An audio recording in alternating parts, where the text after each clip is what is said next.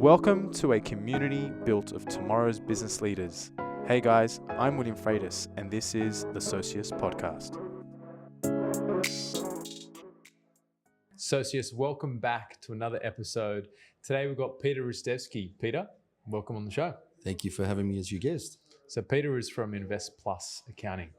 Tell us a little bit about your background, mate, and I guess, what's led you to be where you are today. You're sort of branded as the 1% accountant, if I'm fair to say. So tell us more about that. Tell us how you got there and what it's like to be in Peter Ristevski's shoes.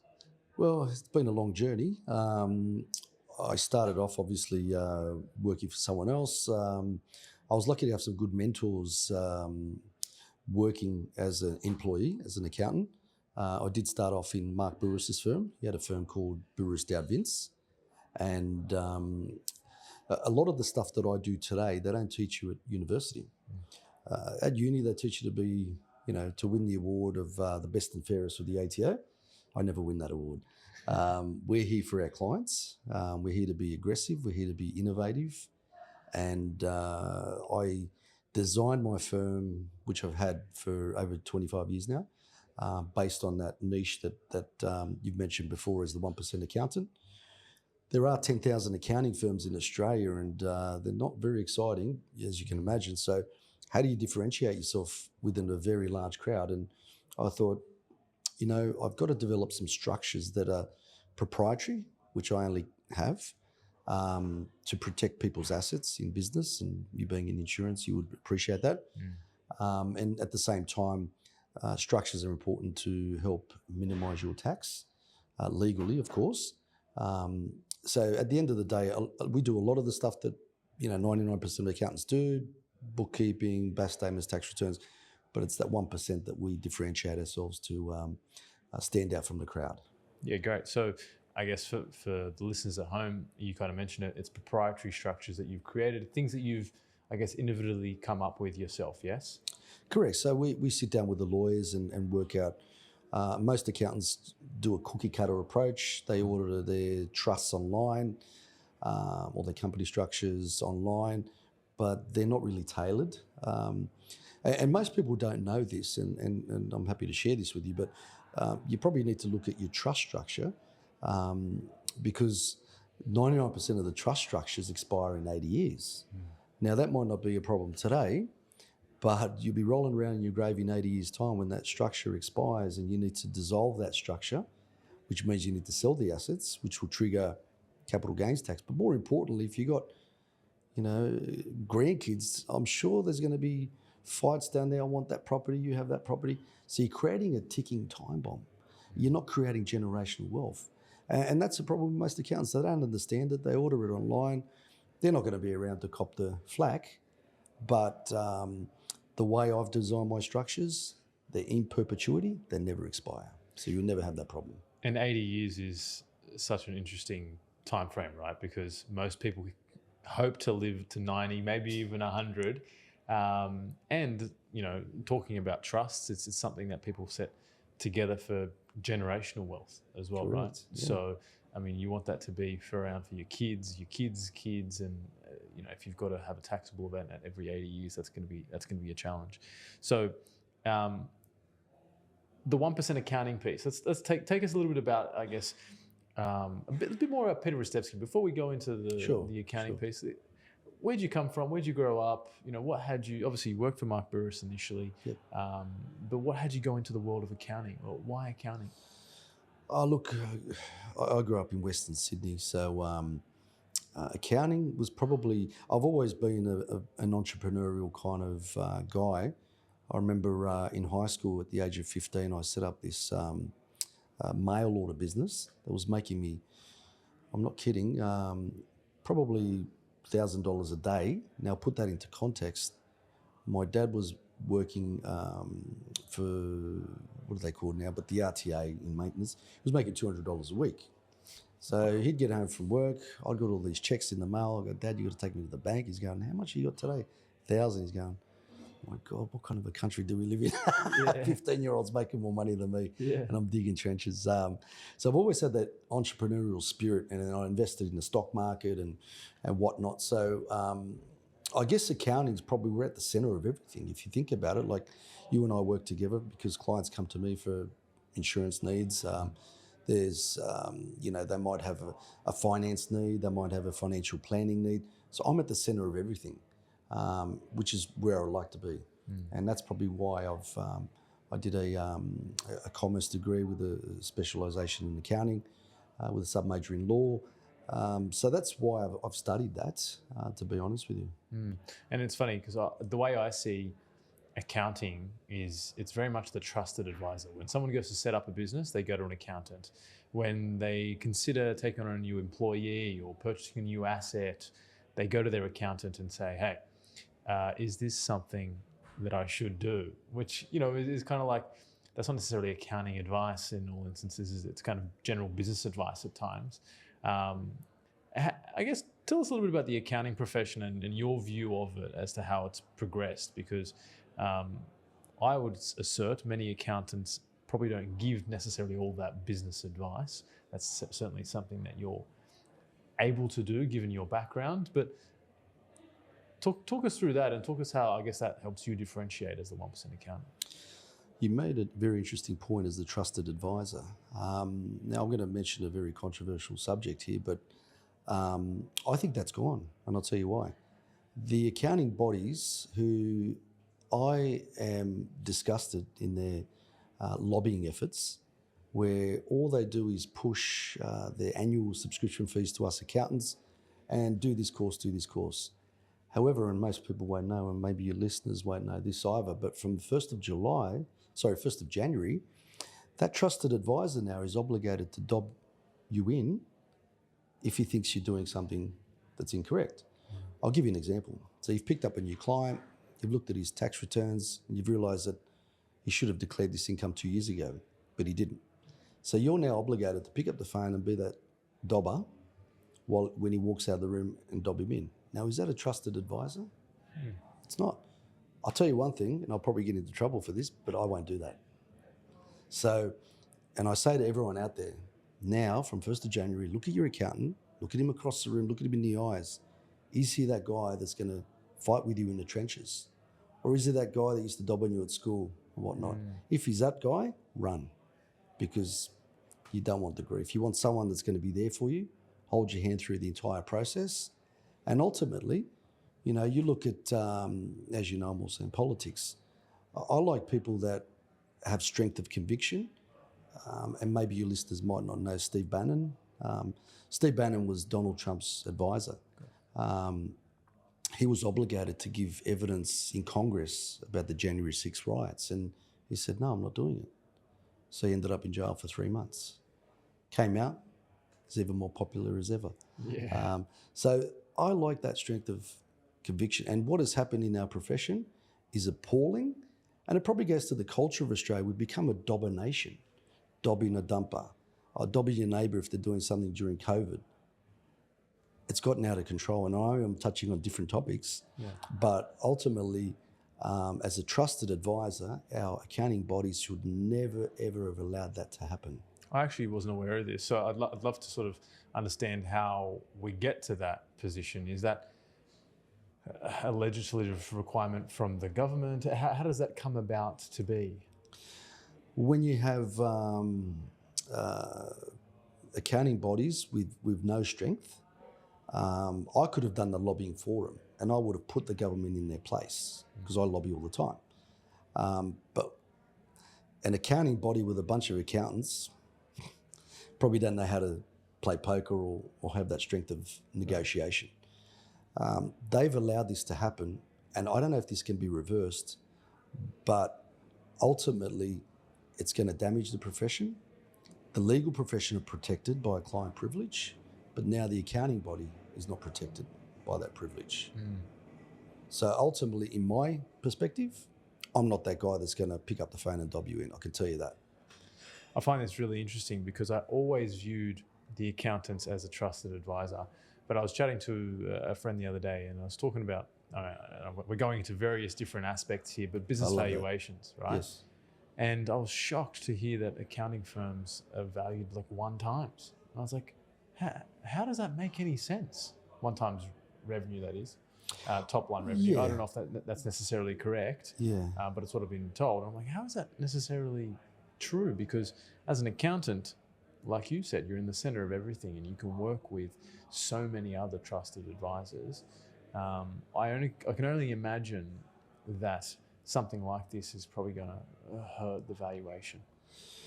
Well, coming back to the valuation, accounting firms make about 20% profit. So even though the way they work is you buy it based on the fees, the revenue, Yeah. 1.2 at the moment because it's very competitive, which works out to be 4 times net profit. Yeah. But other firms that structure their business are making better returns than that, 30, 40% returns. And accordingly, it goes on each way. Will that affect the valuation? It may. Some accounting firms will lose clients, especially if the client doesn't have trust in the accountant.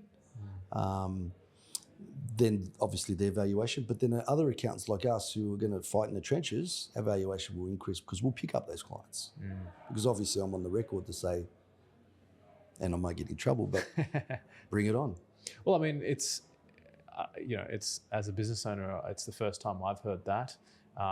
Which is ridiculous. It's not advertised. They keep it under the wraps, but I'm going to be screaming this every chance I get. Yeah, absolutely. And as a business owner, you don't want to openly suggest that you're going to do something untoward. However, you want to have that trusted advisor that you can have an open conversation. It's almost like speaking with a lawyer where it's protected by privilege almost, That's very much how I saw accountants and lawyers in the same light as a trusted advisor. But tell us a little bit about your, foray into council now. Like you're now working in politics. So tell us a little bit about that.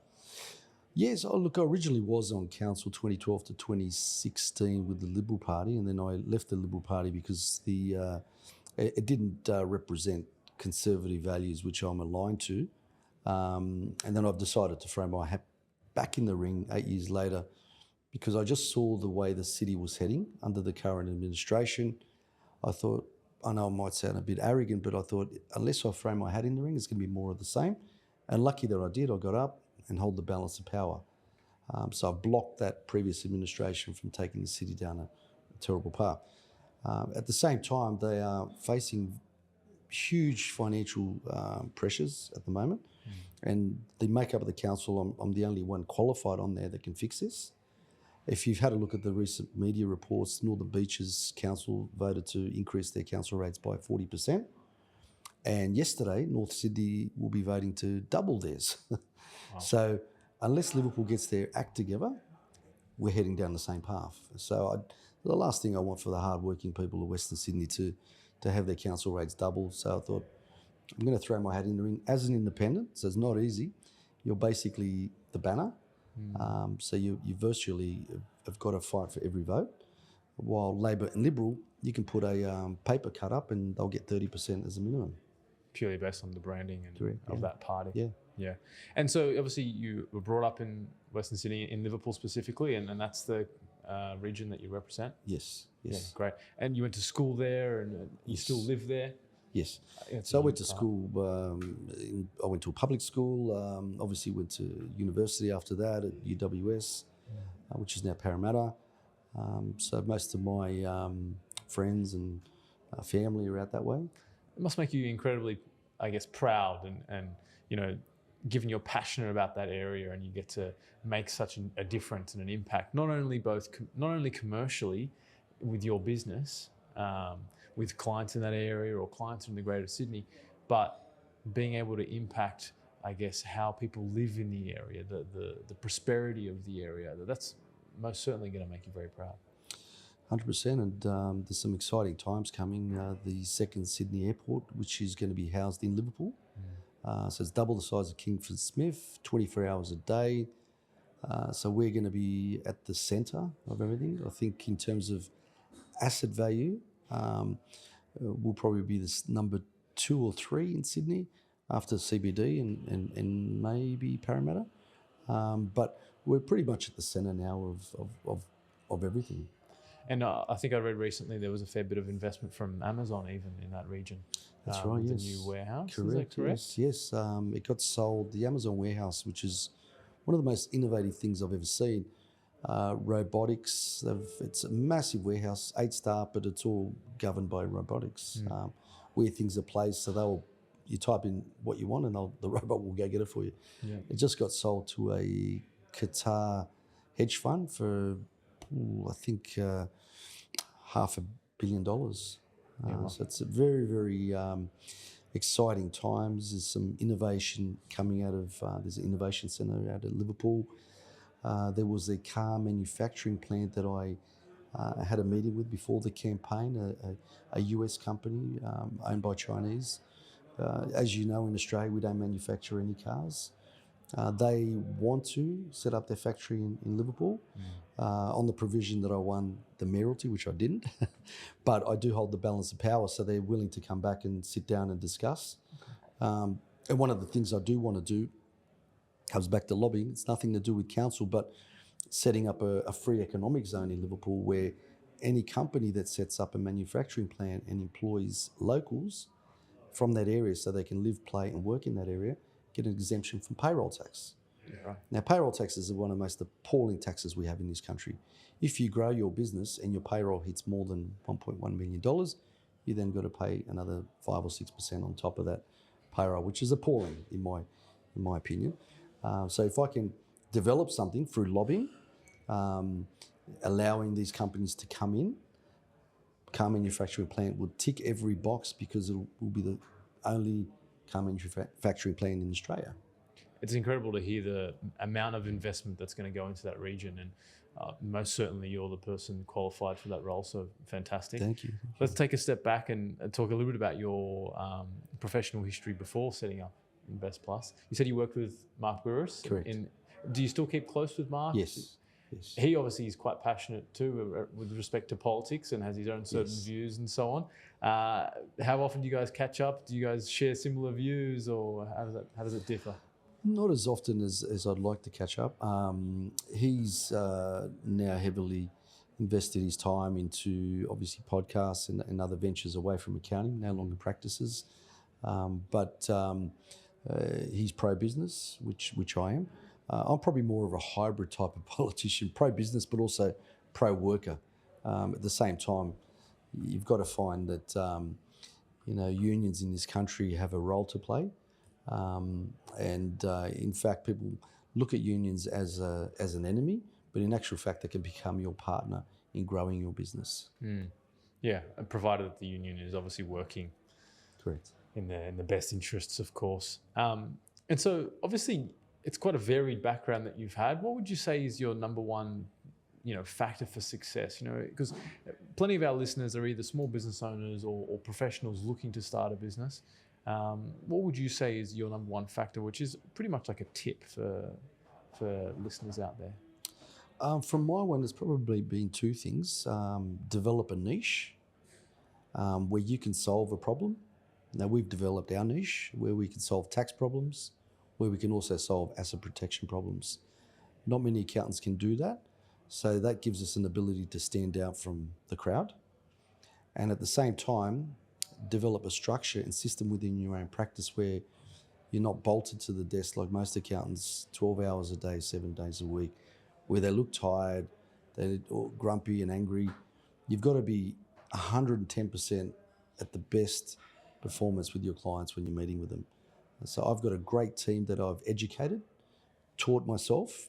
I never look at resumes. I always look at the person and have a chat, because I can teach that person to be a great accountant, but if they're a horrible person, I can't teach that. So I never look at resumes. And most of my staff started off with me with zero experience, because I taught them the way I want to do things. By bringing someone with experience, it may interfere with that. So I recruit from within, I bring them up, and then if I need an entry-level accountant, I start again.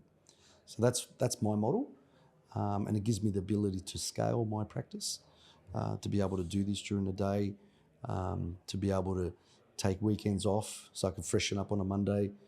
You need to have a team and you need to educate them. Yes, and it's very difficult keeping staff. As you know, in Australia, most people don't want to invest in education because they may leave. But if you look after them and you give them that flexibility, the days when I was growing up, if you'd make a mistake, you'd get yelled at, like you'd have to pick yourself up, and can't do that anymore. Yeah. So times have changed, but people are not always looking for the pay; they're also looking for flexibility. Yeah. They want lifestyle, and if they want to work, we don't do work from home. I'm not a big fan of that, but if they want to take a day off, I give them that flexibility. It's really funny. I 100% believe that our people are our greatest asset. 100%. And I too, like yourself, really believe in investing in young talent or talent who don't have experience, because if they've got the right attitude, you can teach them how to do X, Y, and Z on paper. For us, it's insurance. For you, it's accounting. Correct. You can teach them how to approach a client conversation, but they've got to have the right attitude, the desire, the will, the hunger to want to, grow, really. Correct. And that's the way I look at it. One of our values is actually growth, 100% because of that reason, growing both personally and both professionally. And if they show up day to day, not necessarily interested to grow both personally and professionally, then what are they doing there effectively? So I 100% agree with that. Education is fantastic, absolutely. I do tend to still look at, CVs. I think it's great to see, their level of attention to detail at times and how much they care at times. But 100%, when you meet someone face to face, that's what makes the number one difference. So I completely agree with that. What would you say, I guess, over the, last, how long have you been in business? Ooh, over 25 years now. And how many of those people that have you managed to keep? How big is the team?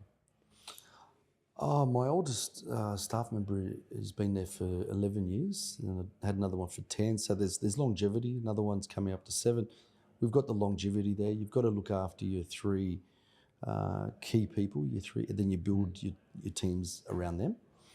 Ultimately, with those guys, I've had partners in the past. I'm not a big fan of it, but they're kind of de facto partners. I give them a bonus based on profit and revenue, so there's targets for them to meet, and ultimately they're happy for that. And undoubtedly they've got some decision-making ability, and they feel like they're working with you in the direction of the business. That is most certainly the vision that I share. If you look after people, you'll be surprised for how long they stay with you. Correct. Yes. Because it's something that, I'm sure with Invest Plus, much like with Confio, you're building it together.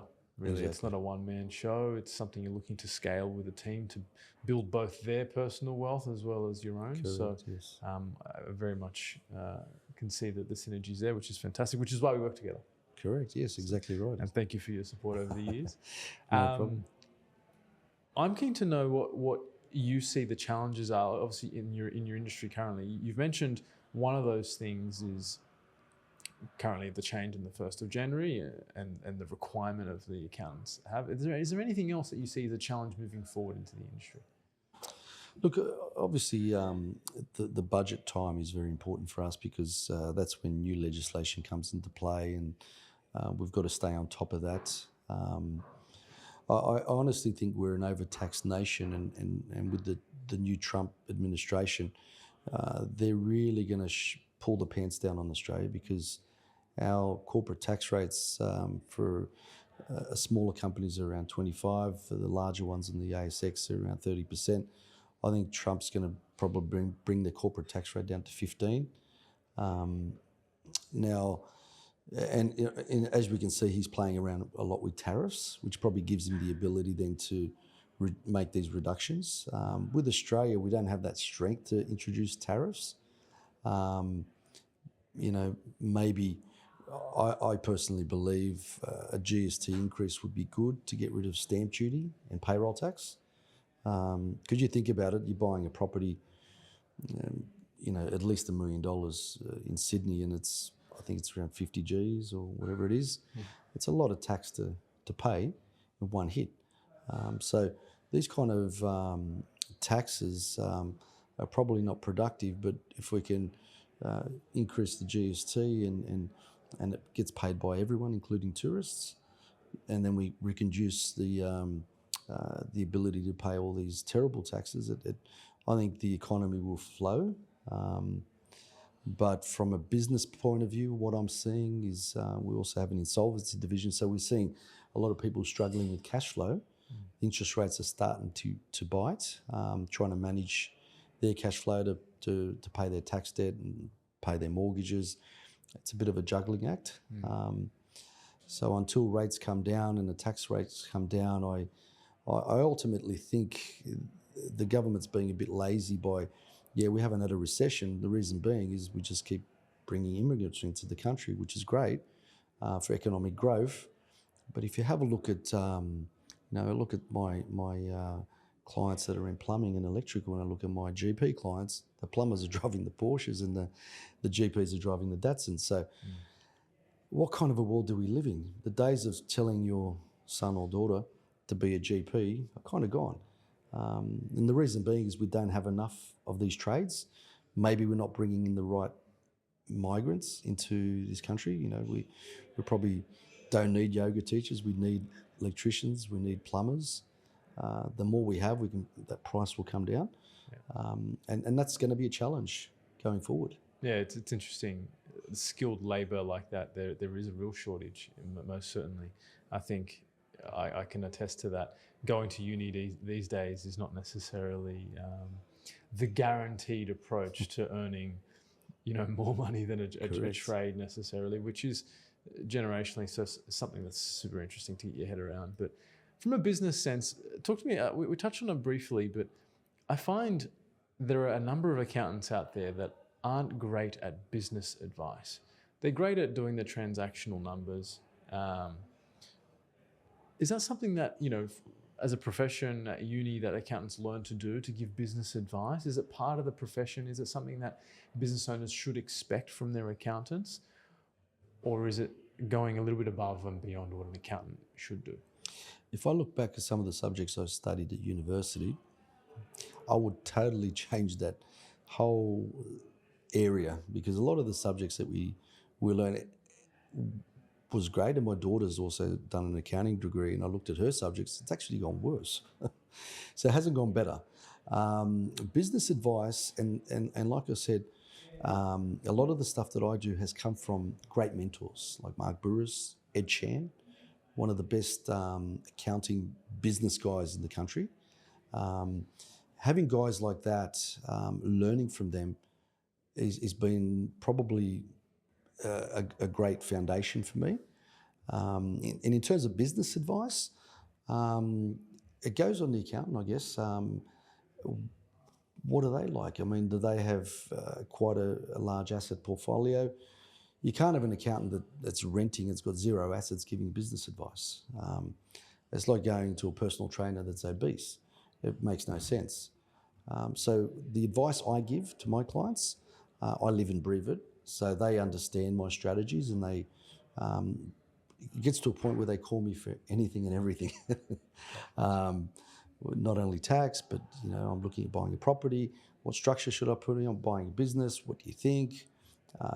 Marriage advice. I'm thinking of getting married. How do I protect my assets? Anything and everything. So I'm at the center and pinnacle of all of that. So I go above and beyond than most accountants. But you've got to live, breathe it, have some good mentors, and ultimately, no, it doesn't come back to university, sadly. And I guess this is what I'm pointing to, because I find, having dealt with a number of different accountants in the past, and this is no shade on the profession in general, but there are certain accountants that are great at transactions and can give you very little advice on business. And for the listeners out there who are small business owners, they often look for that accountant as to how they can push the needle, but they don't get it. They don't get it from the accountant. And there is no profession out there that is just solely business advisor. And I mean, sure, business coach, but coaching is a completely different world. Yes. You almost put that in the same light of yoga teachers, I guess, at times. there needs to be that. I think there really needs to be that synergistic relationship with their accountants to make 100%. sure they're getting that advice. Um, we touched on briefly, I guess, factors of success, and from what I can hear, it seems like you've had some fantastic mentors with Mark Bouris and Ed Chan. Yes. Talk to us about your process with obtaining those mentors. Was it something that you reached out to them directly? Was it just a case that you worked with them personally? Um, how did that relationship form? Because me, myself personally, I can say I've had a couple of mentors. I could do better at that in that space of getting better mentors and having a relationship where we catch up more often. Tell me a little bit about your approach with mentors and how you've gone about it. Look, I was lucky enough to actually work with them. So they weren't my mentors per se. I was obviously an employee with Mark Bouris, and then I became involved with his Yellow Brick Road ventures. Ed Chan, he was a silent partner in my business. So Ed taught me the mechanics of how an accounting firm works. It's a business. It's not the Red Cross. You run it like a business. And then how to scale that business, how to teach your clients how to scale that business. It's pretty much the same principles with every business. And ultimately, marketing does play a big part in growing a business. Now, I'm not a marketer, but I have some good people that I work with that I can tell my clients to work with them as well. So I know when to stay in my lane. In terms of outside that space, I'm trying to think. Personally, not so much. I do a lot of reading. I obviously, I'm a big Trump fan in the way he markets himself. One of the best marketers you'll find, and how to stand out, how to negotiate. That's important. But there's other, books out there and mentors that you can take up and read per se. But you're limited in so much time you can spend in that area. Yeah, absolutely. Yeah. No, I get that. Look, it was interesting to note because, I do think a lot of mentors tend to come from that working relationship. Correct, yes. And in some instances, there's nothing wrong now with the world of Instagram and LinkedIn. Yes. The ability to reach out to people directly exactly. who have strategic, relevance to where it is that you're looking to go. Exactly. There is absolutely no reason why you can't. And I think you'll find a lot of mentors are happy to mentor, are happy to, impart advice and be part of your journey. Exactly. So that's a little tip for people out there. Tell me a little bit about, your approach on business risks. Naturally, as part of the accounting process, you would sit down with your clients and talk to them about various different risks within their business. As you know, in our world, that's something we're very interested in. But it's not just, insurable risk. It's all sorts of financial risks, operational risks. Talk to us about the risks that you often touch on with your clients. Well, that's one of the first things I look at when the client is going into business. I always like to de-risk. What's the worst that can happen? I go through them. Look, you've got all these assets, they're exposed. How do we de-risk that? How do we protect those assets? And we've got proprietary structures that can do that without transferring the property out of that name. So you're saving on stamp duty and capital gains tax. So I developed strategies straight away from de-risking from that, because you want to protect your assets. Ultimately, that's what risk is, making sure that no one else can take your assets. And at the same time, insurance comes into play, as you know, business interruption insurance. What happens if my place burns down? It's not only is it burnt down, but you're losing revenue. So we need to buy insurance to protect that revenue stream. Now, I always tell my clients, do not be stingy with insurance, because ultimately it's very, very important. Insurance can make or break you. It's better to have it than not have it. So between the two advices that I give, structuring their affairs to protect their assets, but at the same time protecting revenue and future revenue for insurance. And I assure you, this is not a sponsored ad, but thank you for but that's what I do in my business. Highlighting insurance, yes. What I am keen to know actually is from a management risk standpoint, because we give advice to clients quite a lot around management risk and particularly directors. And this is particularly interesting for you, and I want to get a feel for your structures as well, purely because a lot of the advice we give clients is that, and again, this is purely going into the legal realms. We're not lawyers, but we do understand that there is the ability for them to lift the corporate veil and come after directors personally. Correct. If something were to go wrong with that entity. Now, I often find there's been some advice from the accounting realm that if you've got a separate proprietary limited company, then you're ring fencing that risk, which I don't see it working that way in the world of litigation and the world of insurance and business risk. So that's always something that we highlight. Is there something different about your structures that allows for that, or is that just, different advice? I'm lucky that I have an insolvency division, and that's where that risk factor comes in, because if that company goes into liquidation, the first thing the liquidator would look at, were you trading whilst you're insolvent? Now, if you were trading whilst you're insolvent, corporate veil gets lifted. You can't protect yourself on that. No insurance. However, with my structures, if your assets are protected, they're really not going to get much. And the other time is now, a lot of people don't know this either, but if you don't lodge your business activity statement within 3 months of the due date, as the director, you become personally liable for that. So even if you go into liquidation, that's still your responsibility. So lodging is the key these days, not paying your tax. Yes, that needs to be done, but your number one priority should be to lodge on time. That way the corporate veil can't be lifted in that aspect. But going back to your original question, nothing can protect you if you're trading whilst insolvent. But if my structures have protected your assets, the worst thing that can happen to you is bankruptcy. But then again, we've got other ways to avoid that, Part 10 arrangements and so forth. So there is an option. I always say to my clients, I can solve any problem except a health problem. And that's what I love about me. Nice. And so is there something different about that structure that's different to, like, say, a normal trust, for example, that if they're if they're purchasing assets in their trust, is that enough to protect their assets? Yes, it is. However, it's not just a matter of setting up a discretionary trust, because in New South Wales, from a land tax point of view, you don't get the threshold. So unless you understand when to implement a trust structure, you're going to be paying tens of thousands of dollars every year in land tax. So sometimes you may need to buy a property in your own name. Okay, it's in my own name. I minimise my land tax. How do I now protect it? Well, I've got the structure that does that. Right.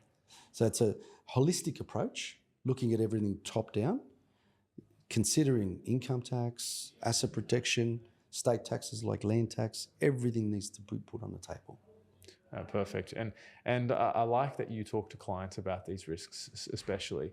And because I've also seen situations where business owners have come to us and said, we've received advice for us to go into voluntary administration or insolvency. And they didn't really factor or consider what it might do post the liquidation or insolvency.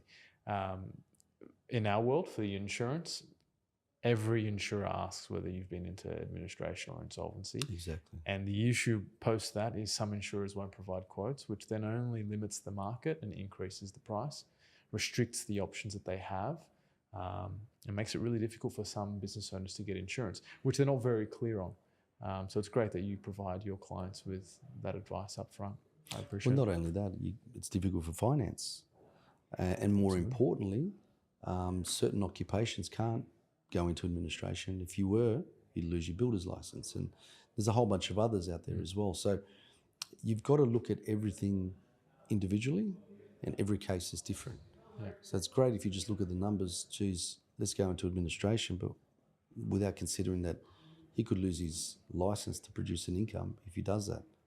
So it's there are solutions to that, but it's not, let's liquidate. Perfect. So tell us, let's finish off with your vision. I want to know the Peter Ristevski vision into the future. Naturally, the business seems to be humming and growing, which is fantastic. And you're also part of council in politics. Give us both your personal vision for your personal life as well as the vision for your business life. From a business point of view, we are looking at doing more speaking tours. talking to people about these things. Most accountants can't put a sentence together in front of a public. I'm very critical of my profession, as you can see. But, I mean, what they've allowed to happen is they've got themselves to blame. So I want to do a lot more travelling the country. Most of our offices are in New South Wales. I've got one in Adelaide. But, you know, spreading the message around the country to small business owners. And that's something that I'm considering doing a lot more. In terms of council, I'm there for the next 4 years. I'll throw my hat in the ring for Deputy Mayor when it comes up. Will I go again? Will I run for State Parliament? It's hard to say. I'll make a decision when that time comes. But that's just a hobby of mine. I enjoy it, and there's a lot of synergies between what I do and politics. A lot of property developers, and they have issues when it comes to council and how to navigate through that. So being in that space, I can assist them because there's risks in holding costs and whatnot.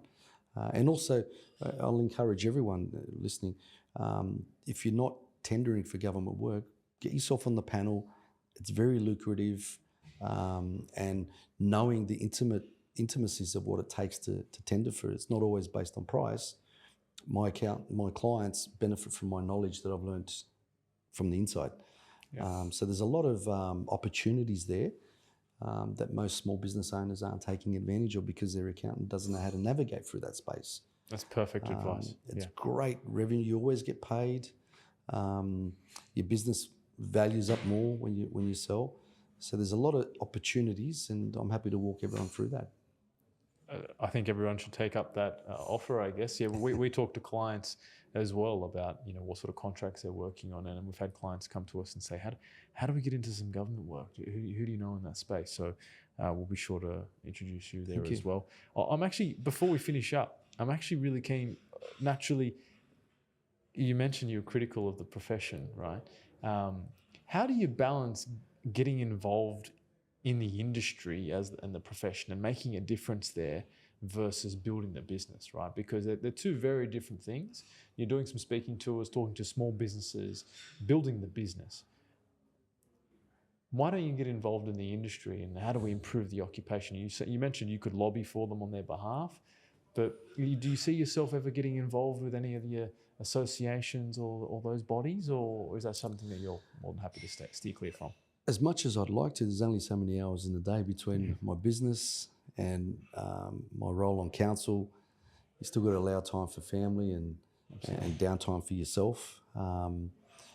If they were to tap me on the shoulder, I'm happy to help them navigate. And I do get tapped on the shoulder from a lot of people. I've got the Macedonian Foreign Affairs Minister coming out next week, so I've organised some meetings for him with the PM and Foreign Affairs Minister. So I help out where I can. But they've never tapped me on the shoulder. Maybe I'm a little bit too cheeky for them, not conservative enough. But ultimately, you know, their members are here to run a business and make a profit and create as much wealth for themselves and their clients. And they pretty much, what they've allowed to happen is kind of shackled them and exposed the industry to what they might not know. So they may go to a business coach now because he's not obligated to dob you in, right? So it's going to be interesting what happens. But like I said, I won't play that game that they've shackled themselves to. I run my own show, and obviously everything I do is legal and according to the book, but I'm so against that. It's we're developing and that's why a lot of Americans that come out to Australia, they say, geez, you Aussies have got this tall poppy syndrome. It's so cancerous. In America, we bring ourselves up. And I asked the question, do your accountants obligated to dob their clients? He goes, no way. I mean, is that what you guys have got in Australia? I said, yeah, that's crazy. That's communist China stuff. So this is what we have in our space. So, yeah. Perfect. Peter, thank you for coming on the show. There's been some fantastic, nuggets of wisdom that you've provided. If people want to reach out to you, what's the best method? Look, I'm old school. Pick up the phone and call me.